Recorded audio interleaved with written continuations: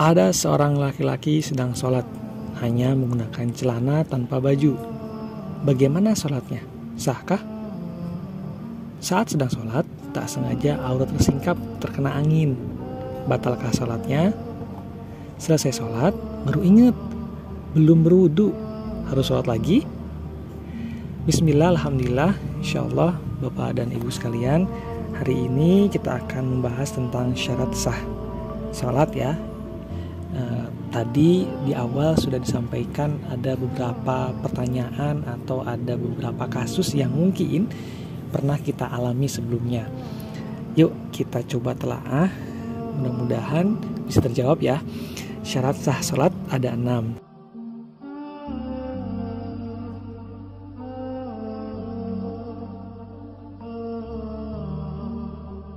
Yang pertama, mengetahui masuknya waktu sholat, yakni mengetahui masuknya waktu sholat baik secara yakin maupun hanya dugaan besar. Salah satu cara mengetahui masuknya waktu sholat yaitu dengan berpedoman pada azan dari muadzin yang mengetahui masuknya waktu sholat. Artinya, bila kita sholat sebelum waktunya, maka sholatnya tidak sah. Kemudian yang kedua, syarat sah sholat adalah menghadap kiblat, yakni orang yang sholat wajib menghadapkan dadanya ke bangunan Ka'bah. Tidak cukup hanya menghadap ke arah Ka'bah, atau mungkin bagi orang Indonesia hanya menghadap barat ya, menurut pendapat yang mu'tamad atau pendapat resmi mazhab Imam Syafi'i. Jadi wajib dadanya menghadap kepada Ka'bah.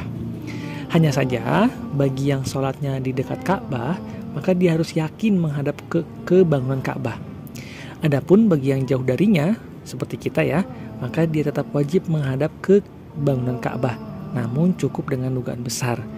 Nah, ini mungkin di Indonesia ada beberapa mushola, masjid yang di dalamnya sajadahnya itu masih dimiringkan gitu ya, supaya betul-betul menghadap ke Ka'bah. Mungkin secara bangunannya sudah menghadap ke barat, tapi karena yang dinilai adalah saat sholatnya, maka sajadahnya agak lebih miring ya, supaya betul-betul mengarah kepada Ka'bah, walaupun tadi ya cukup dengan dugaan besar. Kemudian para fuqaha mengecualikan 2 keadaan yang dibolehkan seseorang tidak menghadap kiblat. Yang pertama nih, ketika mengalami ketakutan yang sangat, jadi takut banget ya, misal saat terjadi peperangan yang sengit sehingga tidak memungkinkan bagi orang-orang muslim untuk meninggalkan peperangan sama sekali karena sedikitnya pasukan mereka dan banyaknya musuh. Hal tersebut berlaku untuk sholat wajib dan sholat sunnah, dengan syarat mereka tidak ada kesempatan untuk mengakhirkan sholat dengan cara menghadap kiblat. Yang kedua, boleh tidak menghadap ke kiblat, yaitu ketika melaksanakan sholat sunnah dalam safar yang tujuannya bukan maksiat. Ingat ya, kalau yang kedua ini hanya berlaku untuk yang sedang safar, itu pun hanya untuk sholat sunnah. Kemudian syarat sah sholat yang ketiga adalah menutup aurat. Yang dimaksud dengan aurat dalam pembahasan sholat adalah bagian tubuh yang wajib ditutup ketika sholat, baik ada orang yang melihatnya maupun tidak ada. Karenanya, jika ada orang berada di tempat yang sepi dan gelap, di mana tidak ada seorang pun melihatnya, lantas dia sholat dalam keadaan tidak menutup aurat, padahal dia mampu menutup aurat, maka sholatnya tidak sah. Kemudian syarat untuk penutup di sini ada 4. Penutup aurat ya, itu ada 4 penutup syaratnya. Yang pertama berupa zat, karenanya tidak syah menutup aurat dengan henna atau bayangan saja, henna atau mungkin semacam cat ya. Kemudian yang kedua suci, yang ketiga menutup semua aurat.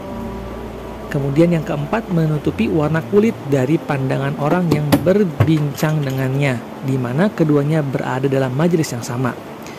Nah, terkait menutup aurat ya, untuk wanita merdeka, auratnya dalam sholat yaitu seluruh tubuh, kecuali wajah dan telapak tangan.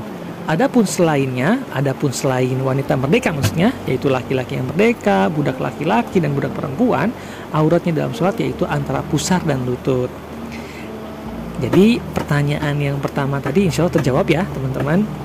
Kemudian yang dimaksud dengan menutup di sini adalah menutupnya dari arah atas dan sekeliling.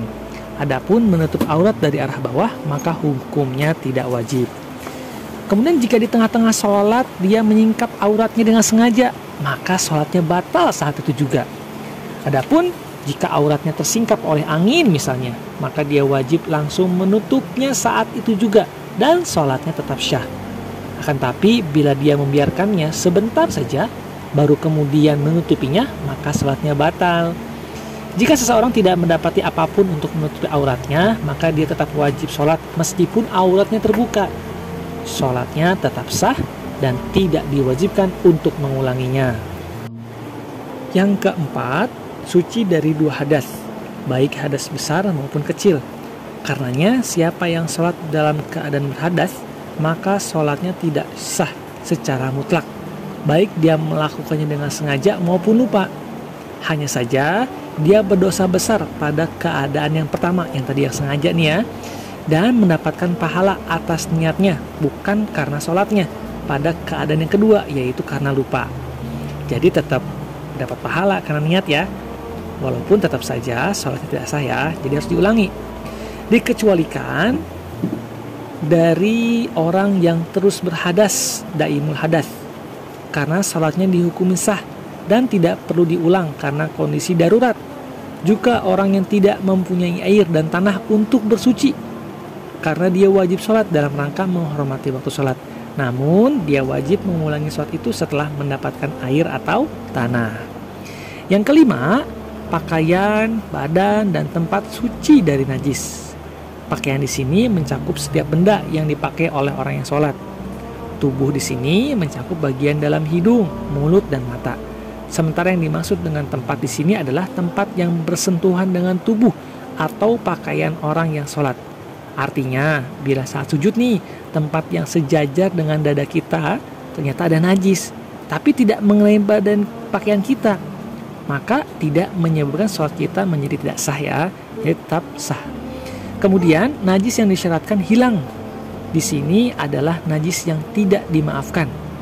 Contohnya air kencing, maka tidak diperbolehkan menggendong anak kecil yang menggunakan pampers yang kita mengetahui ada air kencing pada pampers tersebut. Adapun najis yang dimaafkan pada tubuh dan pakaian yaitu darah yang sedikit dan bekas istinja dengan batu.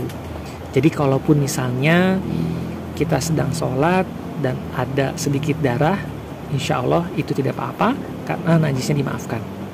Yang keenam, yang terakhir, mengetahui fardu-fardu dan sunnah-sunnah sholat.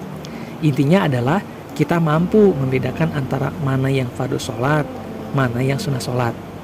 Dan juga kita tidak meyakini fardu sholat sebagai sunnah sholat.